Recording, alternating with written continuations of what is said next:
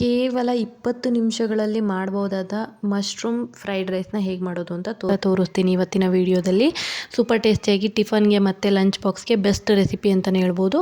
ಅದಕ್ಕಿಂತ ಮುಂಚೆ welcome to easy. ನನ್ನ ಚಾನಲ್ನ ಯಾರು ಸಬ್ಸ್ಕ್ರೈಬ್ ಮಾಡ್ಕೊಂಡಿಲ್ಲ ಅಂದರೆ ಈಗಲೇ ಮಾಡ್ಕೊಳ್ಳಿ. ನಾನು ಹಾಕೋ ವೀಡಿಯೋಸ್ ನಿಮಗೆ ಅಪ್ಡೇಟ್ ಆಗುತ್ತೆ. ಇದಕ್ಕೆ ನಾನಿಲ್ಲಿ ಒಂದು ಈರುಳ್ಳಿ, ಸ್ವಲ್ಪ ಕೊತ್ತಂಬರಿ ಸೊಪ್ಪು, ಒಂದು ಕ್ಯಾರೆಟ್, ಒಂದು ಅರ್ಧ ಬೌಲ್ ಆಗುವಷ್ಟು ಬೀನ್ಸ್ನ ತೊಗೊಂಡಿದ್ದೀನಿ. ಆ್ಯಂಡ್ ನೆಕ್ಸ್ಟು ನಾನಿಲ್ಲಿ 1/4 kg ಆಗುವಷ್ಟು ಮಶ್ರೂಮ್ನ ತಗೊಂಡಿದ್ದೀನಿ.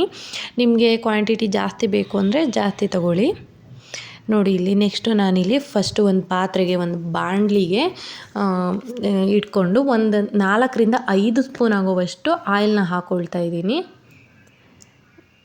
ನೋಡಿ ಇಲ್ಲಿ ಇದು ಕಾಯ್ದಾದಮೇಲೆ ಫಸ್ಟಿಗೆ ನಾವಿಲ್ಲಿ ವಾಶ್ ಮಾಡಿ ಕಟ್ ಮಾಡಿ ಇಟ್ಕೊಂಡಿರೋದು, ಅದನ್ನು ಬೀನ್ಸ್ನ ಸಣ್ಣ ಸಣ್ಣದಾಗಿ ಕಟ್ ಮಾಡಿ ಇಟ್ಕೊಂಡಿರೋದನ್ನ ಹಾಕ್ಕೊಳ್ತಾ ಇದ್ದೀನಿ.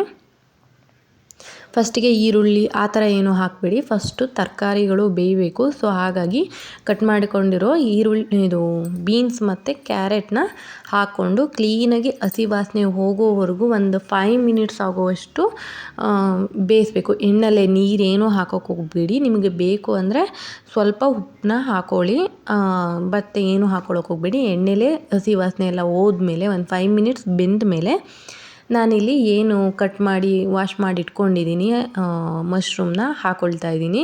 ನೀವು ಆವಾಗಲೇ ರೆಡಿ ಮಾಡಿ ಹಾಕ್ತೀನಿ ಅಂದರೆ ಓಕೆ, ಇಲ್ಲಾಂದರೆ ಫಸ್ಟೇ ರೆಡಿ ಮಾಡಿ ಇಟ್ಕೊಳ್ತೀನಿ ಮಶ್ರೂಮ್ನ ಅಂದರೆ ನೀರಲ್ಲೇ ಹಾಕಿಡಿ, ಇಲ್ಲ ಅಂದರೆ ಬ್ಲ್ಯಾಕ್ ಕಲರ್ ಆಗ್ತಾ ಹೋಗುತ್ತೆ. ಸೊ ಹಾಗಾಗಿ ನೀರಲ್ಲೇ ನೆನೆಸಿಡಿ. ನೆಕ್ಸ್ಟ್ ಇದಕ್ಕೆ ನಾನಿಲ್ಲಿ ಇನ್ನೊಂದು ಸ್ವಲ್ಪ ಉಪ್ಪನ್ನ ಹಾಕ್ಕೊಳ್ತಾ ಇದ್ದೀನಿ. ನೆಕ್ಸ್ಟ್ ಇದಕ್ಕೆ ಒಂದು ಅರ್ಧ ಟೇಬಲ್ ಸ್ಪೂನ್ ಆಗುವಷ್ಟು ಪೆಪ್ಪರ್ ಪೌಡ್ರನ್ನ ಹಾಕ್ಕೊಳ್ತಾ ಇದ್ದೀನಿ. ಬಿಕಾಸ್ ಅದು ಬೇಯಬೇಕಾದ್ರೇ ಉಪ್ಪು ಮತ್ತು ಸ್ವಲ್ಪ ಸ್ಪೈಸಿ ಟೇಸ್ಟ್ನ ಹಿಡೀಲಿ ಅಂತ ನಾನಿಲ್ಲಿ ಫಸ್ಟೇ ಉಪ್ಪು ಮತ್ತು ಪೆಪ್ಪರ್ ಪೌಡರ್ನ ಹಾಕ್ಕೊಳ್ತಾ ಇದ್ದೀನಿ. ನೋಡಿ ಇದು ಕೂಡ ಕ್ಲೀನಾಗಿ ಒಂದು ಮೀಡಿಯಮ್ ಫ್ಲೇಮಲ್ಲೇ ಒಂದು 10 ಮಿನಿಟ್ಸ್ ಬಾಯ್ಲ್ ಆಗಬೇಕು.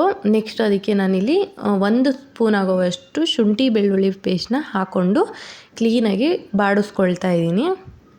ಇಲ್ಲಿ ಮಶ್ರೂಮ್ ಮತ್ತು ಕ್ಯಾರೆಟ್ ಮತ್ತು ಬೀನ್ಸ್ 3 ಬೆಂದಿದೆ. ಸೊ ಹಾಗಾಗಿ ಶುಂಠಿ ಬೆಳ್ಳುಳ್ಳಿ ಪೇಸ್ಟ್ನ ಹಾಕ್ಕೊಳ್ತಾ ಇದ್ದೆ.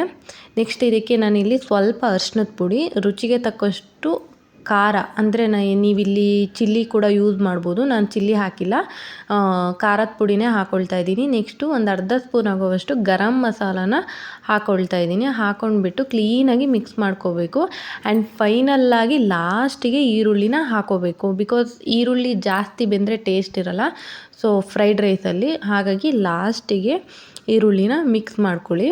ನಿಮಗೆ ಹಸಿ ತಿನ್ನೋಕ್ಕಾಗಲಿಲ್ಲ ಅಂದರೆ ಫಸ್ಟಿಗೆ ಹಾಕೋಬೋದು, ಬೇಕು ಅಂತ ಹೇಳಿದ್ರೆ. ಲಾಸ್ಟಿಗೆ ಸ್ವಲ್ಪ ಕೊತ್ತಂಬರಿ ಸೊಪ್ಪನ್ನ ಏನು ಕಟ್ ಮಾಡಿ ಇಟ್ಕೊಂಡಿದ್ವಲ್ವ ಅದನ್ನು ಕೂಡ ಹಾಕ್ಕೊಂಡು ಕ್ಲೀನಾಗಿ ಮಿಕ್ಸ್ ಮಾಡ್ಕೊಳ್ಳಿ. ನೆಕ್ಸ್ಟು ನಿಮ್ಮ ಹತ್ರ ಇದ್ದರೆ ಸೋಯಾ ಸಾಸ್ ಹಾಕ್ಕೊಳ್ಳಿ, ಆ್ಯಂಡ್ ಸ್ವಲ್ಪ ಸೋಯಾ ಸಾಸ್ ವಿನಿಗರ್ನ ಹಾಕೋಬೋದು. ಇಲ್ಲ ಅಂದರೆ ತೊಂದರೆ ಇಲ್ಲ, ಇರಲೇಬೇಕು ಅಂತ ಏನಿಲ್ಲ.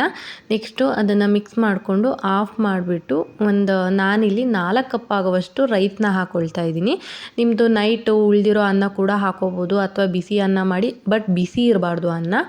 ಯಾಕೆಂದರೆ ಅದು ಅಂಟಂಟಾದರೆ ನಿಮಗೆ ಈ ಥರ ಉಡಿ ಬರಲ್ಲ. ಸೊ ಹಾಗಾಗಿ ನೈಟ್ ಆದರೂ ಆಯಿತು, ಆವಾಗಲೇ ಬಿಸಿ ಅನ್ನ ಮಾಡಿ ಕೂಡ ಆರಿಸ್ಬಿಟ್ಟು ಹಾಕ್ಬೋದು.